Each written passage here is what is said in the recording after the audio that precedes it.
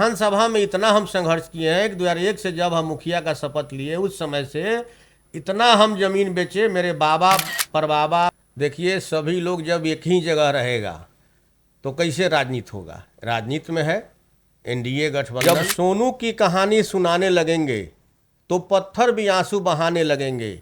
जब सोनू की कहानी सुनाने लगेंगे तो बार विधानसभा चुनाव लड़ने जा रहा हूं, इसलिए आप लोग से हाथ जोड़कर गुजारिश करूंगा कि इस चुनाव में मुझे जरूर मौका दीजिएगा।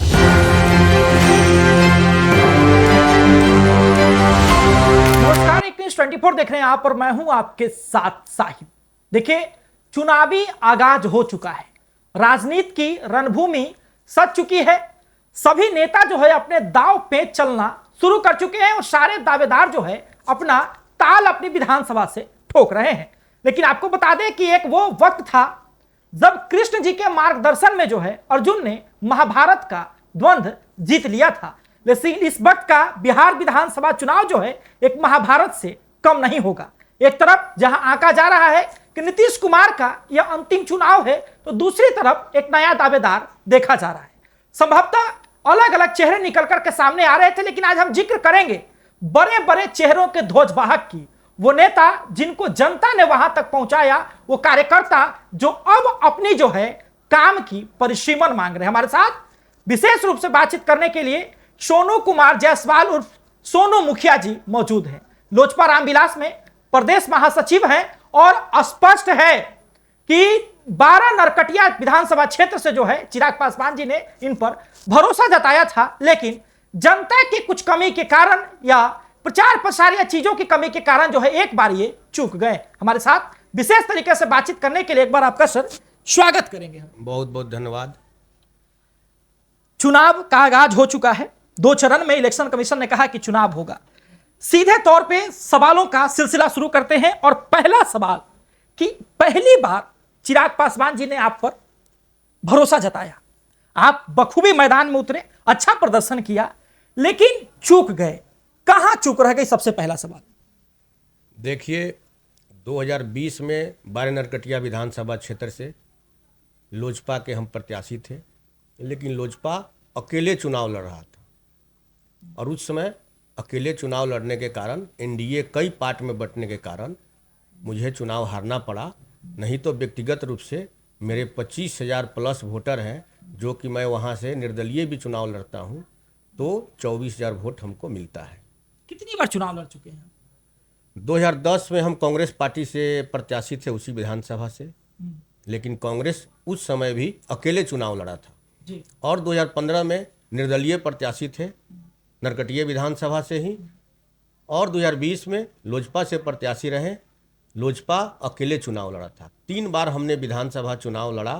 तीनों बार चुनाव हारने का मुख्य कारण ये रहा कि लोग चाहते हैं, नरकटिया विधानसभा के वोटर चाहते हैं कि एनडीए के प्रत्याशी सोनू मुखिया को बनाया जाए, लेकिन सिंबल कोई और लेकर आ जाता है, जिसके कारण एनडीए में विभाजन होता है। एनडीए के हम जमीनी चेहरा हैं और एनडीए के सिंबल कोई और लेकर चला आता है, इसके कारण एनडीए का वहां हार होता है। लेकिन सवाल यह भी रहेगा कि आप भी खिलाड़ी राजनीति के बड़े हैं, लेकिन साथ नहीं मिल रहा है। नहीं, नरकटिया विधानसभा में जनता, हम 2001 से लगातार उस विधानसभा के जनता के बीच संघर्ष और सेवा कर रहे हैं जी।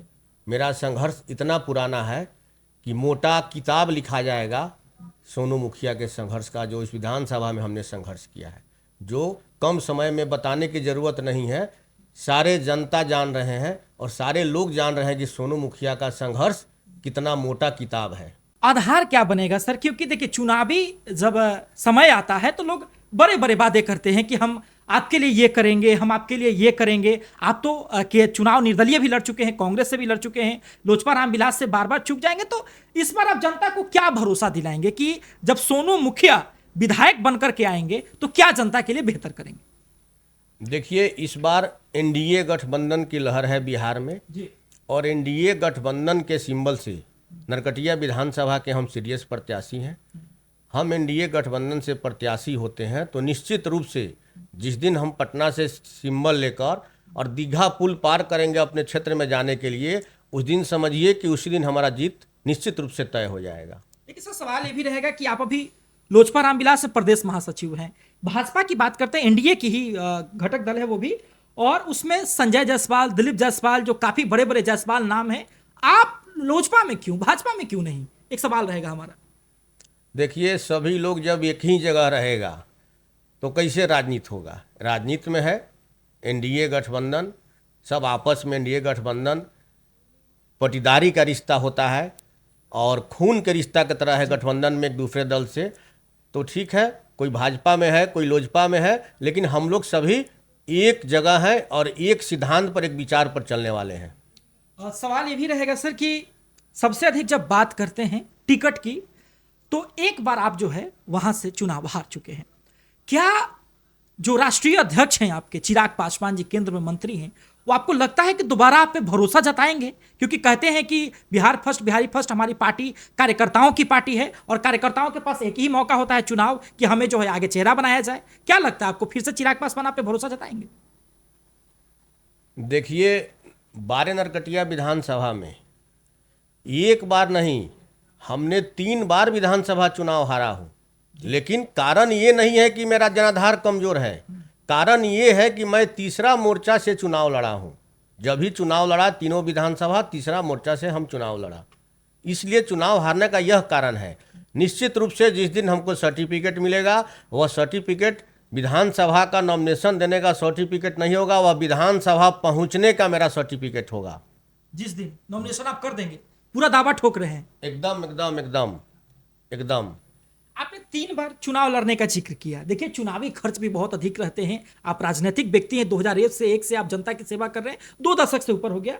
जब बारा नरकटिया विधानसभा क्षेत्र की बात की जाती है या पूर्वी चंपारण की बात की जाती है पॉलिटिकल लोगों की, तो चल अचल संपत्ति का जब सबसे अधिक लॉस की बात आती है, नुकसान की बात है, तो आपका नाम सबसे आगे आता है। क्या कहेंगे इसको लेकर के? देखिए, ये सच्चाई है, सारे लोग जानते हैं, पूर्वी चंपारण जिला के सभी लोग जानते हैं कि यह राजनीतिक क्वेश्चन है कि पूर्वी चंपारण जिला में राजनीतिक संघर्ष में, जनता के सेवा में सबसे अधिक चल अचल संपत्ति का नुकसान किसका हुआ है, तो आंसर में आता है सोनू मुखिया। हमने 2001 में जब मुखिया का शपथ लिया, मैं निर्वाचित भी मुखिया हूँ, मैं पूर्वी चंपारण जिला के 2001 से लेकर 2021 तक लगातार 4 बार निर्वाचित मुखिया रहा। 2021 के पंचायत चुनाव में मैं विधानसभा चुनाव लड़ता हूं, इसके कारण मैं अपने जगह अपने पत्नी अनु जायसवाल को मुखिया बनाया। 5वां सत्र पंचायत के नेतृत्व में कर रहा हूं, जो पूर्वी चंपारण के लिए मैं इकलौता मुखिया के रूप में भी वर्तमान में भी हूं। तो जनता का भरोसा तो है, यदि आप 5 बार से मुखिया बन रहे हैं तो स्पष्ट है कि जनता का भरोसा है।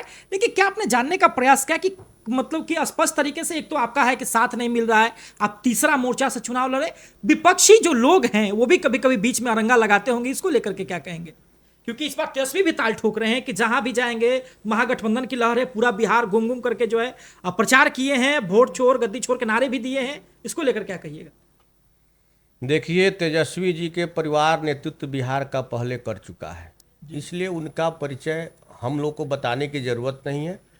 अब जनता को विश्वास है कि एनडीए सरकार का विकास गिनने से नहीं गिन पाएगा पब्लिक और लाभार्थी, जितना एनडीए सरकार में पब्लिक का विकास हो रहा है, प्रत्येक घर का विकास है, हर एक एक लोग को लाभ मिल रहा है। इसलिए बताने की जरूरत नहीं है, सारे दुनिया जान रहे हैं कि एनडीए का विकास, एनडीए का लहर है, एनडीए के अलावा पब्लिक के पास भी कोई विकल्प नहीं है।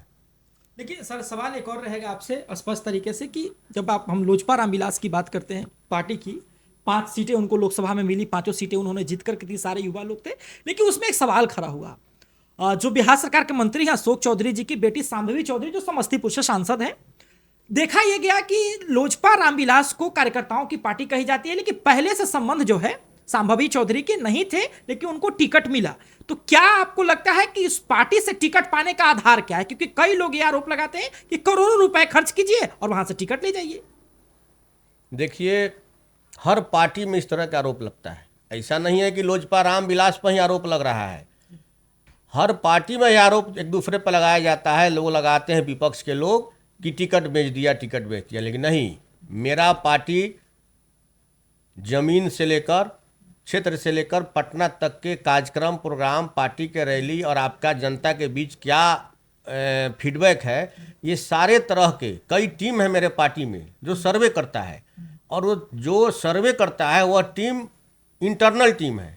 उस सर्वे के आधार पर मेरे पार्टी में सिंबल दिया जाता है, जो आम लोग को और खुले मंच पर समझ नहीं आता है कि इनको टिकट कहाँ से मिला। मेरा पार्टी तय करता है कि जिताऊ प्रत्याशी कौन होगा। तो यह इंटरनल टीम जो सर्वे करता है, उस खुला मंच पर किसी को नहीं ना समझ में आएगा कि कहाँ से इनका नाम आ गया, लेकिन सर्वे के आधार पर जिताऊ प्रत्याशी को टिकट दिया जाता है, तब मेरे पार्टी का स्ट्राइक रेट 100% रहता है। देखिए, स्पष्ट तरीके से आपने कहा लोजपा रामविलास भी एनडीए का हिस्सा है।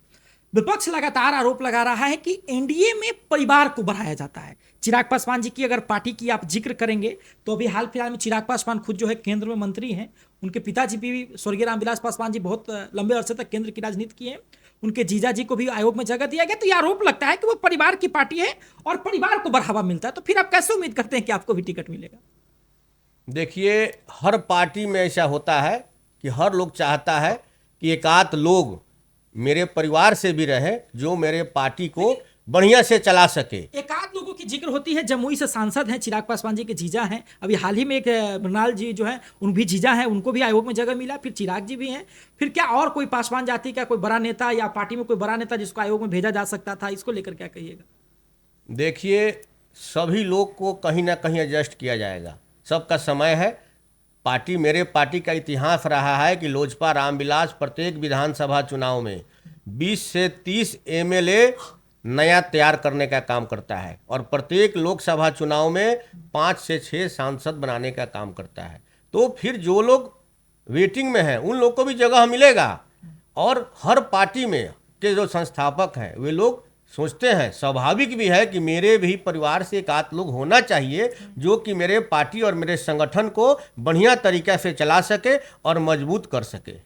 सर, एक और सवाल रहेगा कि पिछली चुनाव जब आप हारे, अगली बार भी चुनाव में जाने की आप बात कर रहे हैं, तो क्या तैयारी रहेगी? कितना जनाधार आप दिखाइएगा कि चिराग पासवान जी बिल्कुल भरोसा करेंगे कि नहीं, अगर सोनू मुखिया जी को हम टिकट दिए इसका मतलब कि हमारा एक विधायक जीत गया?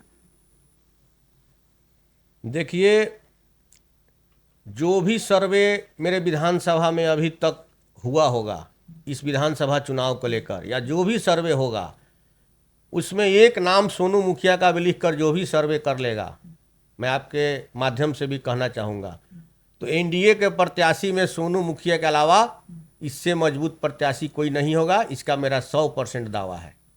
एक और सवाल लेंगे सर, अंतिम सवाल होगा शायद, कि बार बार सीटों की जिक्र होती है कि एनडीए में 243 सीटें हैं, सीटों को लेकर घमासान है। क्या आपको लगता है कि लोजपा रामविलास को पहले तो कितने सीटें मिलेंगी, और दूसरे कि क्या नरकटिया वाला जो क्षेत्र है वो लोजपा को ही मिलेगा? अगर दूसरी पार्टी को मिलेगा तो फिर आप कैसे चुनाव लड़िएगा?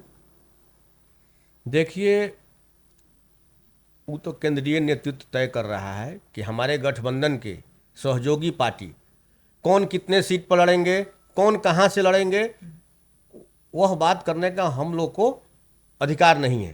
वो राष्ट्रीय अध्यक्ष जी तय करेंगे, और राष्ट्रीय अध्यक्ष जो तय करेंगे हम लोग उन्हीं के तय पर आगे चलना है। अगर नरकटिया से लोजपा रामविलास को सीट नहीं मिला तो फिर आप क्या करेंगे? देखिए, लोजपा रामविलास को नरकटिया से सीट नहीं मिला तो ये तो हम जरूर कहेंगे कि नरकटिया का प्रत्याशी जो भी एनडीए का अगर कोई भी हमारे संबंधित गठबंधन के बनते हैं तो थोड़ा दिक्कत आएगा, लेकिन जो निर्णय होगा हम लोग साथ साथ रहेंगे। लेकिन विधानसभा पहुंचाना हम लोग के हाथ में नहीं रहेगा, जनता के हाथ में है। तो जनता के नज़र में हमसे मजबूत, हमसे संघर्षशील उस विधानसभा के लिए एनडीए कोई प्रत्याशी नहीं है। इस तरीके से कहना चाहते हैं अप्रत्यक्ष रूप से कि यदि हमें टिकट मिलता है तो ठीक है, और अगर किसी और को टिकट मिलता है तो उसकी जीत की गारंटी नहीं है। हाँ, एकदम वही बात है। नरकटिया विधानसभा में एनडीए के प्रत्याशी मेरे अलावा कोई भी होता है, इसलिए कि मेरा संघर्ष पुराना है। उस विधानसभा में इतना हम संघर्ष किए हैं कि 2001 से जब हम मुखिया का शपथ लिए उस समय से इतना हम जमीन बेचे, मेरे बाबा परबाबा मेरे पिताजी का अचल संपत्ति इतना हम बेचे कि मेरे अंगूठा का रेखा खत्म हो गया है। रजिस्ट्री ऑफिस में जाकर छाप करते करते लगभग 30 बीघा जमीन अपने अचल संपत्ति को बेच के जनता में लुटा दिए, सेवा कर दी, जनता सेवा कर दिए। अच्छा, एक बात बताइए, तो आपको ऐसा लगता है कि आप जो इतना आत्मविश्वास लेके चल रहे हैं, तो आपको लगता है कि आप अगर ये आत्मविश्वास रखिएगा तो इससे आपको कोई फायदा होगा, क्योंकि जनता का तो कोई भरोसा नहीं कह सकते हैं। देखिए, मेरा काम ही है संघर्ष करना, कोशिश करना। अर्जी मेरा है जनता से, मर्जी जनता का है, जो जनता का निर्णय होगा मान्य होगा। जब सोनू की कहानी सुनाने लगेंगे तो पत्थर भी आंसू बहाने लगेंगे। जब सोनू की कहानी सुनाने लगेंगे तो पत्थर भी आंसू बहाने लगेंगे। भूल जाओगे सोनू का मोहब्बत तो इसको ढूंढने में जवाने लगेंगे। मित्रों, नरकटिया विधानसभा के मेरे साथियों, यह अंतिम चुनाव है, इसलिए कि मैं चौथा बार विधानसभा चुनाव लड़ने जा रहा हूं। इसलिए आप लोग से हाथ जोड़कर गुजारिश करूंगा कि इस चुनाव में मुझे जरूर मौका दीजिए होगा। तो अभी आप सुन रहे थे सोनू कुमार जायसवाल जी को और सोनू मुखिया को। स्पष्ट है कि पिछली बार चुनाव भले ही वो हार गए हैं, लेकिन कहा जाता है ना कि घायल तो हर वो एक परिंदा है, लेकिन जो दोबारा उड़ने की हिम्मत रखता है आज वही जिंदा है। स्पष्ट तरीके से दोबारा उड़ान भरने की हिम्मत रखे और स्पष्ट कहना है कि एनडीए में यदि लोजपा रामविलास को नरकटिया विधानसभा का जिम्मा मिला तो आप समझ लीजिए कि सोनू मुखिया को अगर टिकट नहीं मिलता है, समझ लीजिए कि विधानसभा का गेट पास मिल गया। यानी कि स्पष्ट दावा ठोक रहे हैं कि हमारे अलावा वहां बड़ा कोई चेहरा नहीं तो किसी के पास जनाधार है। सोनू मुखिया के पास जाना, सोनू मुखिया के साथ जाना मतलब कि एक सीट जितवाने जैसा है।